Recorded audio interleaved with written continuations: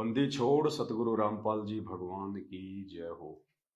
परम पिता परमात्मा, सारी सृष्टि के रचनहार, कुल मालिक, असंख्य ब्रह्मांडों के स्वामी, जगत गुरु, तीनों लोकों में प्रवेश करके सबका पालन पोषण करने वाले राजाधिराज, आत्माधार, नाथों के नाथ, देवों के देव महादेव, सर्वेश्वर महेश्वर, मृत्युंजय, अजरो अमर, आदि अनादि, सनातनी प्रभु, जगत पिता जगदीश्वर, 1008 की उपाधि के वास्तविक अधिकारी, अकाल मूर्त, शब्द स्वरूपी राम, वासुदेव, सर्वगतम ब्रह्म, परम पूज्य, प्रथम पूज्य, परम संत, परम धनी, परम दयालु, परम पुरुष, वासुदेव, सर्वगतम ब्रह्म, हारे का सहारा, जगत के जगन्नाथ, अल्लाह ताला, अल्लाहु अकबर, जगत के मुक्तिदाता, जगत का तारणहार, संत शिरोमणि सतगुरु रामपाल जी भगवान के चरण कमल में आप और हम सभी सत्सेवक भाई बहनों का अनंत कोटि दंडवत प्रणाम। भाई और बहनों, आज का ये वीडियो मैं अपने Facebook page Pawan Das is live पर नहीं डाल सकता, मेरी मजबूरी है,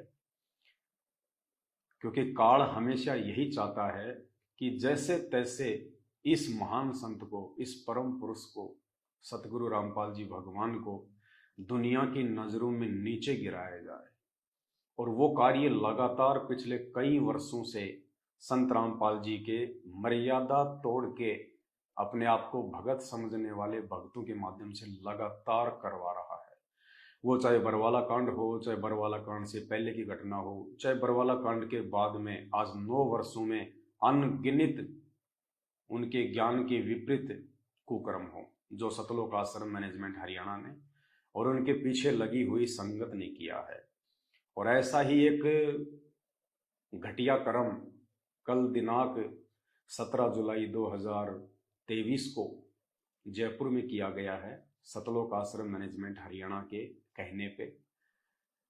आप सबको पता है कि साध संगति के लिए पिछले वर्ष हम सभी भाई बहनों ने मिलकर सेवा इकट्ठी करके और साध संगति में आने जाने के लिए एक टाटा सफारी गाड़ी ली थी।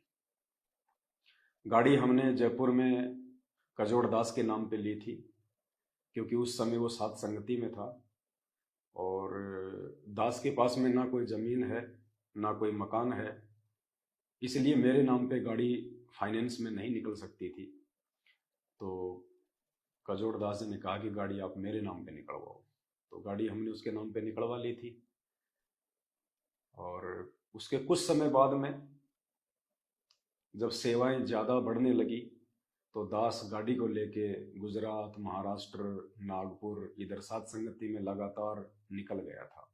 मैंने उस समय कजोड़ दास जी को भी कहा था कि भाई आप भी चलो सेवा में, ये काम धंधे तो हम पूरी जिंदगी करते आए हैं, गधे और बैल की तरह हम पूरी जिंदगी कमाते रहे हैं और कमाते रहेंगे। अभी ये परमात्मा की सेवा का मौका है, बार बार नहीं मिलता है संगत को जगाने का। परमात्मा का वास्तविक जो ज्ञान है, जो साध संगति के माध्यम से निकल कर ऊपर आ रहा है, गुरु को भगवान माना जा रहा है। मैंने कहा ये पूरी जिंदगी ये काम करते करते ऐसे मर जाना है, चलो आप भी थोड़ा सेवा में चलो, महीने भर की छुट्टी ले लो। तो उन्होंने कहा कि नहीं भगत जी, मैं छुट्टी नहीं ले सकता। तो मैंने कहा कोई बात नहीं भाई, मैं अकेला ही अपनी गाड़ी लेके और मैं 3-4 महीने के टूर पे निकल गया। उसी समय से कजोड़ दास जी के मन में ये दोष आ गया कि गाड़ी जो है पवन दास ले गया, जबकि गाड़ी तो हमने सेवा के लिए ली थी, हमें नहीं पता था इन बातों का। उसके मन में दोष पैदा हो गया और वो गाड़ी आज उस कसदौड़ दास के लिए काल बन गई। काल कैसे? साध संगति से हटने के बाद में फिर उसने तरह तरह के षड्यंत्र करने शुरू कर दिए, भक्तों को अपने पक्ष में करना शुरू कर दिया और लोगों को साध संगति से तोड़ने लगा, केवल मुझ पवन दास से ईर्ष्या रख के। और काफी लोगों को उसने भ्रमित भी किया। और फिर एक समय ऐसा है, आप सबको पता है, दास जब जेल गया था तो कजोड़दास जी भी, सारे लोग सैकड़ों की संख्या में वहीं चले गए जहां से परमात्मा ने उनको सत्संगति में भेजा था। उसी गधे की सवारी पे वो लोग वापस चले गए। सतलोक आश्रम मैनेजमेंट हरियाणा से जुड़ गए। सबने जा जा के अपना नाम शुद्ध करवा लिया और उसके बाद सत्संगति से औरों को भी दूर करने का वो प्रयास करते रहे। उसके कुछ समय बाद में कजोड़दास जी का मेरे पास में फोन आता है और वो कहते हैं, भगत जी वो गाड़ी जो है आप अपने नाम करवा लो। मैंने कहा, भगत जी मुझे गाड़ी अपने नाम करवाने की जरूरत नहीं है। गाड़ी तो जब परमात्मा आएंगे तो गाड़ी तो परमात्मा को आश्रम में देनी है अपन ने। अपन क्या करेंगे गाड़ी का अपने नाम करवा के? और सात संगति के लिए हमने गाड़ी ली है तो गाड़ी सात संगति में चल रही है। लेकिन हमें नहीं पता था कि उसके मन में दोष आ चुका है। क्योंकि जो भगत होते हैं, जो परमात्मा पे आश्रित होते हैं, जिनकी मर्यादा सही होती है, वो दूसरों को भी वैसा ही देखते हैं जैसा अपने आप को समझते हैं। तो हम तो यही समझ रहे थे कि कोई बात नहीं, सात संगति से ही दूर हटा है, शायद इतना नीचे तो नहीं गिरेगा। लेकिन हमें क्या पता था काल बिल्कुल सिर पे बैठा हुआ है। बोला नहीं जी आप गाड़ी अपने नाम करवा लो, कल को गाड़ी कहीं टूट गई, कहीं एक्सीडेंट हो गया। तो दास ने कहा कि गाड़ी अगर एक्सीडेंट हो भी जाती है, गाड़ी से कोई नुकसान हो भी जाता है, तो आपने और मैंने दोनों ने मिलके ये एग्रीमेंट किया हुआ है। हम दोनों ने मिलके ये एग्रीमेंट किया हुआ है कि भाई आज के बाद में गाड़ी जो है कजोड़दास जी ने मुझ पवन दास को सुपुर्द कर दी है और मैंने इस कजोड़दास को गाड़ी के जो पैसे जो बकाया थे, जो किस्तें 10 लाख और कुछ हजार रुपए जो इस एग्रीमेंट में लिखे हुए हैं, तो सारे पैसे मैंने उसको एक मुश्त दे दिए। यानी 1 रुपया हमने गाड़ी का नहीं रखा। टोटल पैसा हमने 24 का 24 लाख रुपया कजोड़दास जी को दे दिया और हमने ये एग्रीमेंट जो है करवा लिया। हम दोनों के बीच में एग्रीमेंट हो गया। गाड़ी उन्होंने मेरे को सुपुर्द कर दी कि भाई ये गाड़ी सात संगति के लिए है और जैसे गाड़ी की किस्तें पूरी हो जाएंगी उस समय गाड़ी संत रामपाल जी को सौंप दी जाएगी उनके आश्रम में। तो मैंने कहा ठीक है भगत जी, कोई दिक्कत नहीं, हमने तो देनी है, परमात्मा की अमानत है, हमारी थोड़ी है, हम तो खाली सेवा में यूज ले रहे हैं। तो एग्रीमेंट मेरे पास में है, सारा सब कुछ था। गाड़ी के जितने भी ओरिजिनल जो कागज हैं, ये गाड़ी की ओरिजिनल आरसी है, ये भी मेरे पास में है। गाड़ी के और भी जितने भी ये कागज हैं, सारे इंश्योरेंस वगैरह, आरटीओ जो भी है, कंप्लीटली सब मेरे पास में। गाड़ी की चाबी मेरे पास में। तो पिछले कई दिनों से कजोड़दास जी मुझे जयपुर बुला रहे थे। मुझे नहीं पता कि ये सतलोक आश्रम मैनेजमेंट हरियाणा से मिल चुके हैं, इनके आपस में एक प्लानिंग हो चुकी है कि गाड़ी हमने लेनी है। उन्होंने कहा कि भगत जी आप आ जाओ, गाड़ी मैं आपके नाम करवा देता हूँ और मैंने किस्तें मैंने सारी भर दी हैं। तो झूठ वो मुझे बोलते रहे लगातार। अब मेरे मन में दोष नहीं था। दास ने कहा कि भगत जी अभी तो मैं आ नहीं सकता, महीने भर बाद में आऊंगा। तो महीने भर बाद में मैं उसके घर पे गया, आज से 2-3 महीने पहले। तो जैसे मैं उसके घर पे गया, मैंने फोन किया, भगत जी मैं आपके घर पे आया हूँ, आ जाओ, मिल लेंगे, बहुत दिन हो गए और भी बैठ के बातचीत हो जाएंगी। तो उसने कहा कि मैं भी रास्ते में हूँ, मैं रोहतक से आ रहा हूँ, नामदान केंद्र पे गया था आश्रम में, वहां से आ रहा हूँ मैं। तो मैंने कहा कोई बात नहीं। मैं उनके घर पे, उनका बेटा था छोटे वाला, तो वहीं मैं बैठ गया, आराम किया मैंने 1-1.5 घंटे। तब तक वो आ गए, 4-5 भगत थे। आते ही वहां पे आधा पौने घंटे हमारी बातचीत हुई और बातचीत के बाद में मुझे कजोड़दास जी ने कहा कि मेरी आज गुरुजी से वीडियो कॉल से बात हुई है, मैं रोहतक गया था। मैंने कहा क्या बात हुई? बोला कुछ नहीं, मैंने गुरुजी को ये कहा कि गुरुजी वो गाड़ी पवन दास के पास में है, मेरे नाम पे है, मैं गाड़ी का मैं क्या करूं? तो गुरुजी ने कहा कि गाड़ी उससे ले लो। तो मैंने कहा कि गुरुजी गाड़ी वो दे नहीं रहा, वो कह रहा कि गाड़ी तो सात संगति के लिए ली है और हम सात संगत वाले भाई बहनों ने मिलकर गाड़ी का पैसा दिया है, तो गाड़ी तो मैं गुरुजी को ही दूंगा आने के बाद में। तो फिर मुझे गुरुजी ने कहा कि एक काम करो, तुम उसके ऊपर मुकदमा कर दो, तुम पवन दास के ऊपर पुलिस थाने में जाके मुकदमा कर दो और गाड़ी ले लो। तो मैंने कहा यार ये कौन से गुरुजी आ गए? गुरुजी के साथ में लोगों ने 28 साल से इतने अत्याचार किए, आर्य समाजियों ने, प्रशासन ने, जगत वालों ने, इतना गुरुजी के साथ में उन्होंने बेहुदा मजाक किया, हरकतें की, षड्यंत्र किए। आज तक तो कभी गुरुजी ने किसी भी व्यक्ति के खिलाफ कोई मुकदमा तक नहीं किया, जबकि गुरुजी के आश्रम छीन लिए गए, दो दो आश्रम में इतनी सैकड़ों की संख्या में गाड़ियां थी वो छिन गई, इतने गुरुजी के भगत मर गए, फिर भी गुरुजी ने आज तक किसी जगत वाले के ऊपर मुकदमा करने का किसी को सलाह नहीं दी, ना कभी गुरुजी ने किया, क्योंकि ये परमात्मा है, पूर्ण परमेश्वर है और सब इसके बच्चे हैं, चाहे जगत हो चाहे भगत हो। तो मैंने कहा भगत जी परमात्मा तो ये सलाह नहीं दे सकता। बोला नहीं, आज मैं रोहतक से आ रहा हूं और मेरी बात हुई है सबके सामने और गुरुजी ने मुझे कहा कि पवन दास के ऊपर मुकदमा करके गाड़ी ले लो। तो मैंने कहा भगत जी देखो कोई बात नहीं है, अगर गुरुजी ने कहा है आपको, आपके अनुसार, हम तो नहीं मानते कि वो हमारे गुरुजी हैं, हम तो ज्ञान आधार से चलने वाले इंसान हैं। अगर आपको लगता है कि गुरुजी ने कहा है तो ठीक है, फिर आप अपनी आज्ञा का पालन करो। यदि आप आज्ञा का पालन नहीं करोगे तो फिर आप गुरु भगत नहीं होंगे। फिर आप गुरुजी की तरफ से आपको आदेश मिल गया कि मुकदमा करके गाड़ी लेनी है, तो आपको मुकदमा जो है वो करना चाहिए, और मुकदमा करोगे तो आपने 12.5 लाख रुपए मुझे देने पड़ेंगे। चलो 24 लाख की गाड़ी है, जो नगद पैसे दिए वो तो चलो इस एग्रीमेंट में उसका जिक्र नहीं है, लेकिन मैंने आपको जो किस्तों के जो पैसे दिए हैं वो पैसे तो इस एग्रीमेंट में लिखे हुए हैं, वो तो आपने मुझे देने ही पड़ेंगे। क्योंकि कोर्ट ये नहीं देखता कि भाई इनका गुरुजी कौन है, कोर्ट देखता है डॉक्यूमेंट की भाषा, कि नोटेरी में इन दोनों के बीच में क्या एग्रीमेंट हुआ है। तो भैया आपने मुझे जो किस्तों के पैसे हैं 10-12 लाख रुपए जो मैंने आपको दिए हैं वो तो आपने मुझे देने पड़ेंगे, और गाड़ी आप ले जाओ, मुझे कोई दिक्कत नहीं है। अब वो कहते हैं ना कि धोबी का कुत्ता ना घर का ना घाट का। अब कजोड़ दास जी की वो हालत हो गई।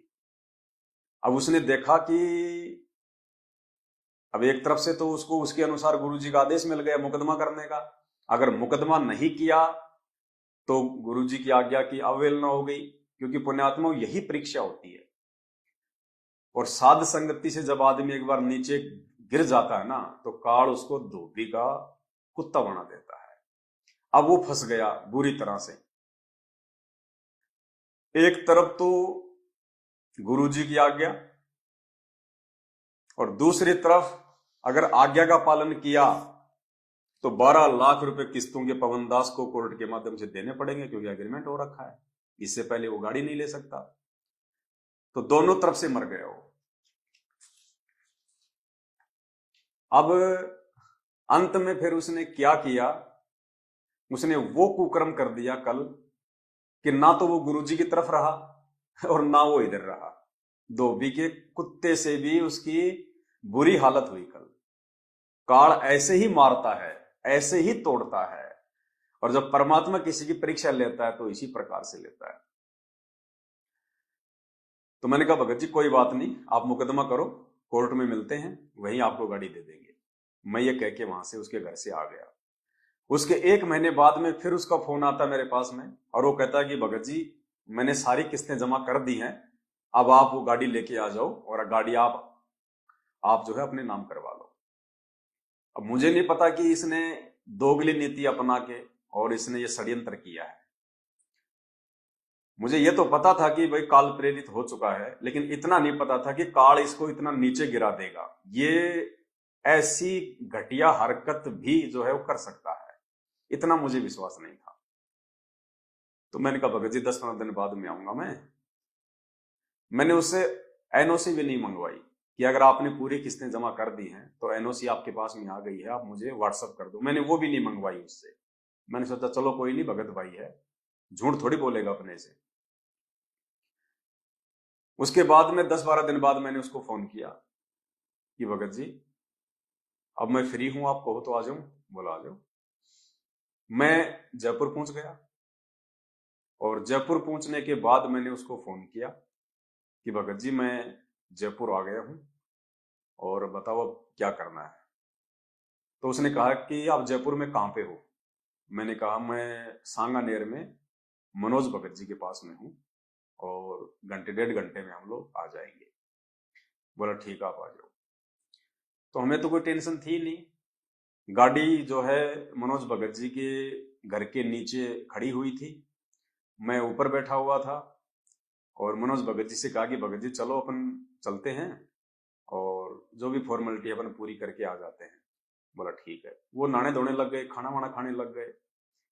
इस दौरान पुण्यात्माओं आधे घंटे के अंदर अंदर जैसे ही कजोड़दास जी को इस बात का मालूम पड़ा कि पवन दास गाड़ी लेके सांगानेर में मनोज भगत जी के घर पे है, तो मनोज भगत जी के घर पे पहले सात संगति होती थी, एड्रेस का उसको भी पता था। आधा घंटे में कजोड़दास जी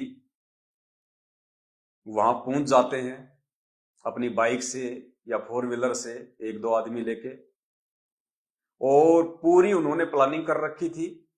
गाड़ी की उन्होंने नकली चाबी बनवा रखी थी, नकली चाबी उन्होंने गाड़ी की जो है बनवा रखी, क्योंकि ये ओरिजिनल चाबी तो मेरे पास में गाड़ी की, मैं तो ऊपर बैठा हुआ था। उसने पहले से ही एक षड्यंत्र के तहत, धोखेबाजी के तहत, उसने गाड़ी की, टाटा सफारी की नकली चाबी बनवा रखी थी, या फिर जैसे गाड़ी उसके नाम पे थी, हो सकता है उसने कंपनी से झूठ सांच बोल के कोई दूसरी चाबी उसने निकलवा ली हो। हम लोग ऊपर बैठे हुए थे, गाड़ी नीचे खड़ी हुई थी। आधा घंटे में, कल 17 जुलाई 2023 3:30 बजे सीसीटीवी फुटेज में हमने वहां पे निकलवाई, उसमें बिल्डिंग में 3:30 बजे कजोड़दास जी गाड़ी को बिल्डिंग के नीचे से नकली चाबी से चोरी करके ले गए, गाड़ी को उठा के ले गए। ये घटिया कुक्रम उन्होंने कल किया।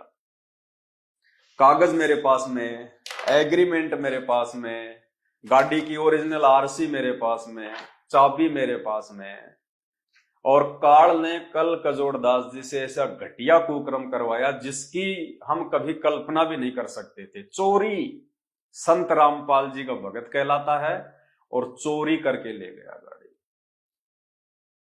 जैसे हम यहाँ हमारे सामने कई ऐसी चीजें आई हैं, कुछ ऐसी निकम्मी आत्माएं आती हैं सत्संग में, यहाँ पूरा ढोंग करती है, रक्षा सूत्र भी लेते हैं, नाम भी लेते हैं, सतनाम भी प्राप्त कर लिया है, गले में लॉकेट भी डालते हैं, और वो यहाँ केवल चोरी करने आते हैं। अब इस तरह का कोई आदमी दुर्घटना में मरता है, आम आदमी तो यूं कहेगा कि रामपाल का चेला था, लॉकेट भी हुई है, धागा भी हुई है। वो रामपाल का चेला नहीं था, वो तो काल का चेला था। अरे मांग लेता भाई, हम सात संगति वाले तुझे मना थोड़े ना करते। मांग लेता कि भाई मुझे गाड़ी दे दे, मुझे गाड़ी चाहिए। लेकिन जो घटिया कुक्रम काल ने उससे कल करवाया है, उन्हें आत्माओं ये नोट कर लेना, जब तक ये भक्ति मार्ग चलेगा 1000 साल तक, और यदि कहीं उस बंदे का नाम आएगा, वो कजोड़ चोर के नाम से ही जाना जाएगा। वो चोर के नाम से जाना जाएगा, चोर के नाम से पहचाना जाएगा, कजोड़ चोर। ऐसा घटिया कुक्रम कल उसने धोखे से संत रामपाल जी का भगत होने के बावजूद। पुण्यात्माओं, इसलिए दास हाथ जोड़ के विनती करता है, इस सात संगति रूपी हाथी से नीचे मत उतर जाना। 1 साल से मैं चिल्ला रहा था कि सात संगति से दूर हटे नहीं, काल ने अपने गोद में उसको लिया नहीं। इतना नीचे भी कोई व्यक्ति गिर सकता है संत रामपाल जी का भगत होके, इसकी कल्पना भी नहीं कर सकते थे हम। गाड़ी चाहिए थी, मांग लेता, कोई बड़ी बात नहीं, दे देते हम गाड़ी, कोई ज्यादा बड़ी बात नहीं थी। 10-12 क्विंटल लोहा ही तो था, और क्या था।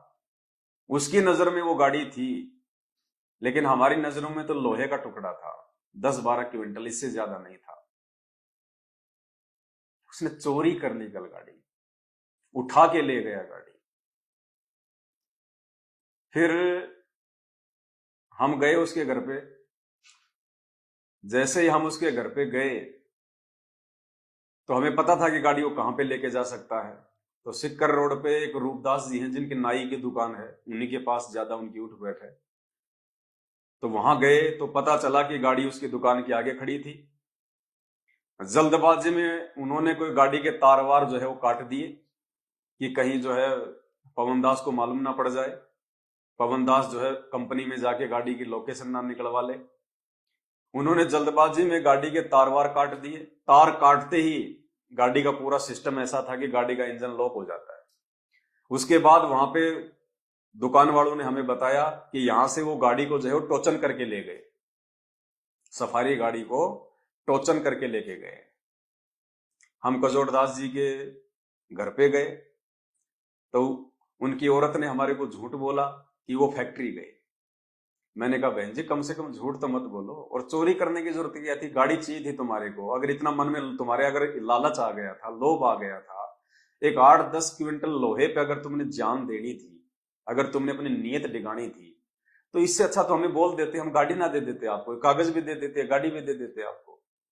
आप लोग अब उसके फर्जी कागज बनवाओगे झूठ सांच बोल के कंपनी में कि वो कागज चोरी हो गए, कागज हमारे जो है कहीं वो गिर गए, 20 प्रकार की झूठ बोल के अब आप दोबारा से उसके कागज बनवाओगे। अब वैसे ले लेते, गाड़ी दे देते हम। बोले भगत जी मुझे नहीं पता, बोले कंपनी गए हो। मैं बोला बहन जी कहाँ कंपनी गए, क्यों झूठ बोल रही हो? फिर हम उसकी कंपनी में गए। कंपनी में गए तो मालूम पड़ा कि साहब उसने अर्जेंट उसने छुट्टी डाल रखी है आज की, और कंपनी वाले कह रहे थे कि हम भी हैरान हैं कि आज उसने अर्जेंट में कैसे ली उसने छुट्टी। तो मैंने फिर उनको सारी बातें वहां बताई कि ऐसे ऐसे गाड़ी चोरी करके ले आया। तो कंपनी वाले जो 20-25 वहां पे इकट्ठे हो गए, और सबके सब इंसान एक ही बात कह रहे थे कि भाई साहब ये आदमी भगत जरूर है, इसने आपके गुरुजी का नाम तो जरूर ले रखा है, लेकिन भक्ति वाला इसमें एक भी लक्षण नहीं है, और ये बिल्कुल चोर आदमी है। ये इसने मोबाइल तक इसने चोरी किए हैं यहां से। वो कंपनी वाले ही हमें वहां पे कहने लगे। तो मैंने कहा कोई नहीं भाई, देखो हम तो जो हकीकत है वो बोल रहे हैं, आपके मोबाइल उसने चोरी किए कि नहीं कहे कंपनी से हमें कोई लेना देना नहीं है इस बात से। एक तो ये कह रहा था कि मैंने 1100 रुपए की पेनल्टी दे के मैंने इसको छुड़वाया है, पता नहीं क्या उसने चोरी कर लिया था। मैंने कहा हमें इन बातों का पता नहीं, लेकिन हमारी गाड़ी वो चोरी करके लाया है, हम तो उस आधार से कह रहे हैं। तो सारी बातें हुई, फिर वहां से भी हम आ गए। और अब दास का कहने का मतलब ये है पुण्यात्माओं, बात ये नहीं है कि गाड़ी चोरी हो गई, कोई बड़ा मैटर नहीं है, कुछ भी नहीं है। मैं इसलिए नहीं लाइव आया कि गाड़ी ले गया कजोड़दास, कजोड़दास चाहे मुझे उठा के ले जाए कोई बड़ी बात नहीं, लेकिन जिस तरह से चोरी करके गाड़ी लेके गया है, उठा के गाड़ी लेके गया, धोखे से गाड़ी लेके गया है, ये संत रामपाल जी के भक्तों के लक्षण नहीं है। इसलिए दास हाथ जोड़ के विनती करता है, साध संगति रूपी हाथी से नीचे उतरने की जिंदगी में भूल के गलती मत कर देना, वरना काल फिर जब सिर पे बैठ जाएगा तो आदमी ये विचार ही नहीं कर पाएगा कि जो कुकर्म मैं करने जा रहा हूं आने वाले भविष्य में मेरे ऊपर क्या बीतेगी, क्या गुजरेगी। और ये व्यक्ति आने वाले समय में भक्ति इतिहास में चोर के नाम से ही जाना जाएगा, क्योंकि इतिहास लिखा जा रहा है। इससे हमें बहुत सारी शिक्षाएं मिलती हैं कि वर्तमान का समय ये परीक्षा का समय है। जब तक संत रामपाल जी जेल से बाहर नहीं आ जाते हैं, ये परीक्षा का समय है। खाली इस बात को लेके कि इसने संत रामपाल जी का नाम ले रखा है, इसके गले में लॉकेट है, हाथ में रक्षा सूत्र बांध रखा है, या कोई व्यक्ति अपने नाम के आगे दास लगाता है, खाली ये 3-4 निशानियां देख के किसी पे आंख बंद करके विश्वास मत कर देना। कल इस व्यक्ति ने हमारी गाड़ी चोरी करके, सत्सेवकों की गाड़ी चोरी करके जो घोर निंदनीय कुकर्म किया है, ये भक्तों के लिए एक शिक्षा है कि खाली संत रामपाल जी के भगत होने का नाम सुन के किसी पे विश्वास मत कर लेना। काल को पता है कि इस समय जगत वाले भाई बहनों को जगाने की सेवाएं चला रखी हैं, गाड़ी की हमें बहुत आवश्यकता पड़ती थी। काल नहीं चाहता कि ये साध संगतियां आगे बढ़े, क्योंकि साध संगति ही परमात्मा का असली मोक्ष मार्ग है। अगर सतलोक को कोई आत्मा जाएगी वो साध संगति से होकर गुजरेगी, दूसरा कोई तरीका धरती पे नहीं है। दास ये बातें आपको बहुत बार बोल चुका है। अगर आप एक नेक और अच्छे भगत बन सकते हो, एक मर्यादित भगत यदि आप बन सकते हो, आप साध संगति के माध्यम से बन सकते हो। हालांकि अगर हम चाहें तो उसने जिस तरह से उसने गाड़ी उठाई है और जो फुटेज हमारे पास में है, उस हिसाब से सीधा सीधा उसके ऊपर चोरी का मुकदमा बनता है। देखो, प्रशासन को इस बात से मतलब नहीं होता कि तुम्हारे गुरुजी कौन है, आश्रम क्या है, गाड़ी तुमने चोरी के पैसों से ली थी, संगत के पैसों से ली थी या अपनी जेब से लगाए थे। कोर्ट प्रशासन देखता है एग्रीमेंट, डॉक्यूमेंट, और यदि हम उसके ऊपर मुकदमा करें तो प्रशासन उसको एक ही बात कहेगा कि भैया ठीक है, गाड़ी तेरे नाम पे है, पैसे भी तूने दिए सारे, और ये पवन दास जो है ये तेरी गाड़ी उठा के ले आया और ये तुझे गाड़ी नहीं दे रहा था। तूने गाड़ी उठाई क्यों? क्या इस देश में कानून नहीं है? तो कानूनी तरीके से तू तेरी गाड़ी प्राप्त करता, तो थाने में आके मुकदमा करता, रिपोर्ट दर्ज करता कि साहब मेरे नाम पे गाड़ी है, मुझे दे नहीं रहा। तूने गाड़ी उठाई कैसे? ये कौन सा तरीका है? अगर तूने गाड़ी, मान लीजिए अगर तुझे मालूम हो गया कि गाड़ी वहां पे खड़ी है, तो तूने थाने में आके तूने जो है इंफॉर्मेशन देनी थी कि साहब मेरी गाड़ी वहां खड़ी है, तो हम तुझे तेरी गाड़ी दिलवाते। तो चोरी करके गाड़ी ले आया, धोखे से उठा के गाड़ी ले आया। क्या पता उस गाड़ी में अगले का क्या सामान था, क्या पता उस गाड़ी में अगले का जो है कितना जो है कीमती सामान था। अगर हम चाहें तो हम उस पर कोई भी मुकदमा लगा सकते हैं, क्योंकि बुरी तरह से वो फंसा हुआ है। गाड़ी उसने चोरी की है, उठाई है धोखे से, पीछे से। अगर हम ये कहें कि उस गाड़ी के अंदर हमारे 20 लाख रुपए रखे थे, तो भी वो 20 लाख रुपए का मुकदमा उस पर जायज है, लगेगा। क्यों? क्योंकि गाड़ी उसने पीठ पीछे उठाई है धोखे से, चोरी से, जबकि गाड़ी के कागज, गाड़ी की आरसी, गाड़ी की ओरिजिनल चाबी, सब कुछ हमारे पास में है।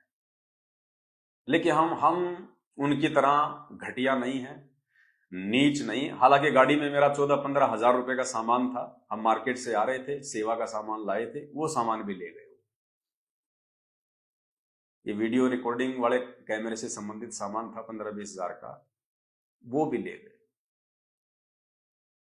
हर प्रकार से वो आदमी, अगर हम मुकदमा करें, वो फंसे, उसके पास कोई चारा नहीं है सिवाय जेल जाने का, क्योंकि गाड़ी उसने चोरी करी है, गाड़ी उसने उठाई है। कानून की नजरों में वो दोषी है। दूसरी बात, गाड़ी मैंने उससे एग्रीमेंट करके ली थी, मैंने उसकी तरह कोई चोरी करके गाड़ी नहीं ली, धोखे से नहीं ली। हम दोनों के बीच में एग्रीमेंट हुआ है।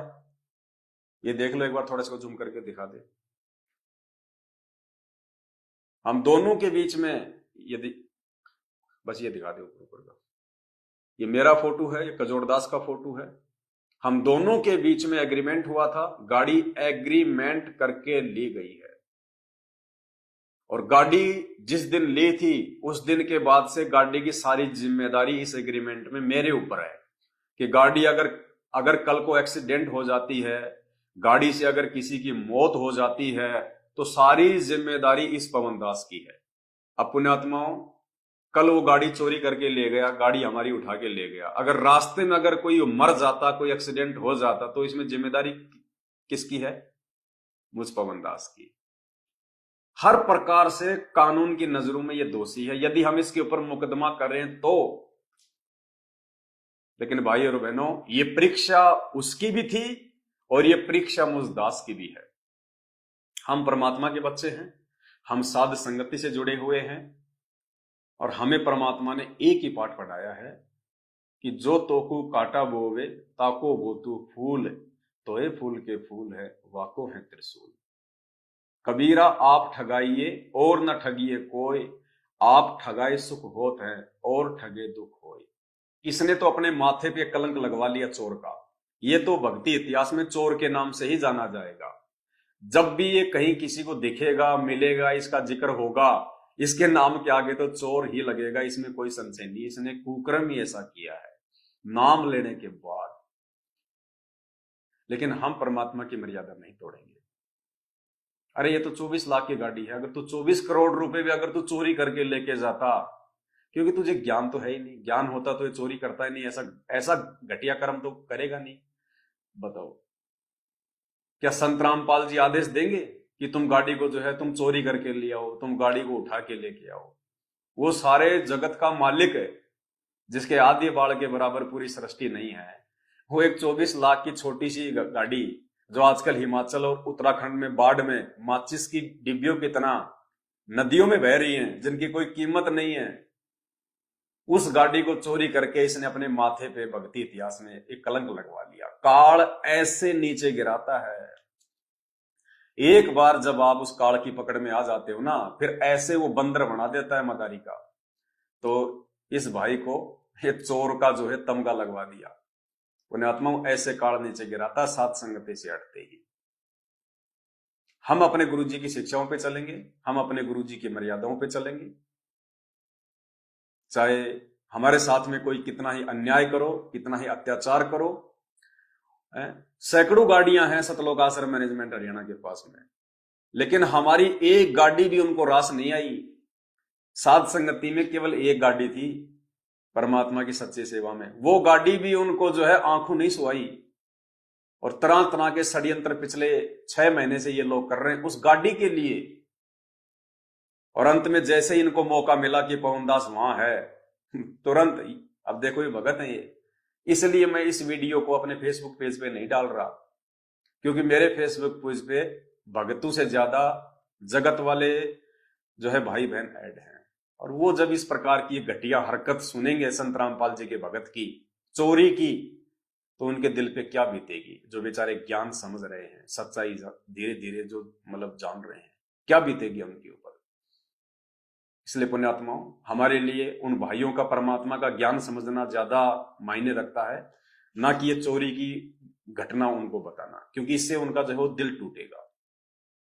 कि जब उनके भगत होके और 5-5 साल से नाम लेके जो भगत चोरियां कर रहे हैं, ठगी कर रहे हैं, षड्यंत्र कर रहे हैं, झूठ छल कपट कर रहे हैं, अपने भगत भाई बहनों से नरक में जाने के काम कर रहे हैं, वो क्या सोचेंगे वो लोग। इसलिए ये वीडियो मैं अपनी दूसरी फेसबुक आईडी पे डाल रहा हूं और आप भाई बहनों को भेज रहा हूं। आप सभी भाई बहनों तक इस वीडियो को जरूर भेजें, सोशल मीडिया पे भी डालें। खाली मैं अपने पेज पे नहीं डालूंगा, बाकी आप हर जगह इस वीडियो को डालिए, सब तक ये वीडियो आप पहुंचाओ, ताकि ऐसे चोरों से कम हम सावधान तो रह सकें, और भाई बहन तो इस प्रकार की ठगी का शिकार ना हो। ऐसा व्यक्ति तो कुछ भी उठा सकता है। कल को आपके घर पे आ गया, आपके घर से कोई भी कीमती वस्तु उठा सकता है। जो आदमी गाड़ी चोरी कर सकता है धोखे से, भगत होके, उस पर कैसे विश्वास किया जा सकता है।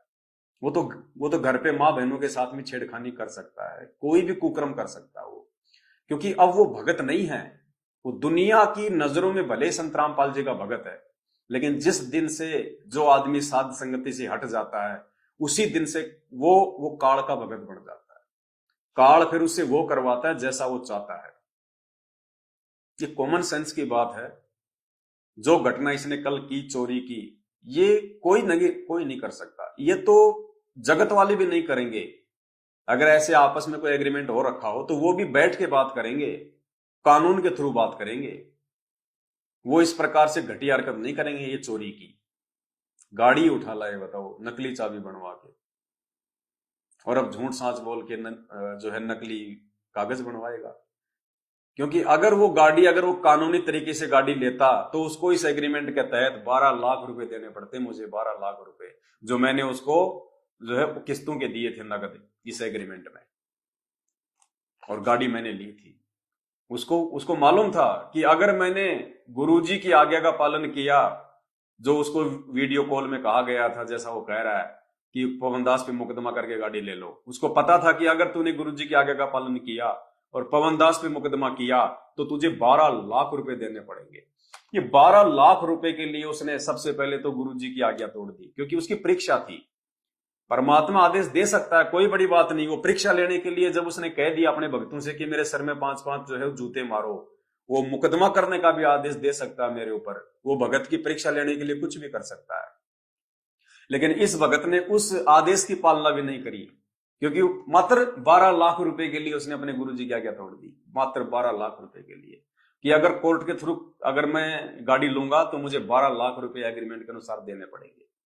इसलिए उसने चोरी का रास्ता अपनाया। ना तो गुरुजी की आज्ञा का पालन किया, और ना इधर उसने जो है एक मल के भगत होने का उसने मतलब परिचय दिया। चोरी, भक्ति इतिहास में चोर के नाम से क्या इज्जत रह गई उसकी है?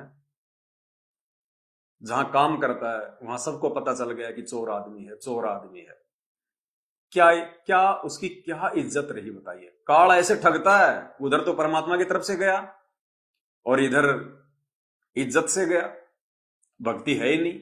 क्योंकि जिस दिन मर्यादा टूटी उस दिन के बाद में चाहे कितनी भक्ति करो, भक्ति है ही नहीं। अब गाड़ी का वो क्या करेगा, या तो खुद चलाएगा या फिर मैनेजमेंट के वहां पे दे के आ जाएगा अपने नंबर बनाने के लिए कि लो जी मैं गाड़ी ले आया उस पवनदास से। वो चापलूसी करेगा मैनेजमेंट की, तो मैनेजमेंट क्या करेगा, उस गाड़ी का उल्टे काम में चलाएगा जैसे और गाड़ियां चल रही हैं उनकी, क्योंकि मर्यादा तो है ही नहीं, तो अपने और कर्म फोड़ेगा। इसलिए जिन जिन मेरे सत्सेवक भगत भाई बहनों ने उस गाड़ी के लिए अपना सहयोग किया था, उनसे मैं एक बार प्रार्थना करना चाहूंगा कि वो भार हमारे ऊपर ना रहे।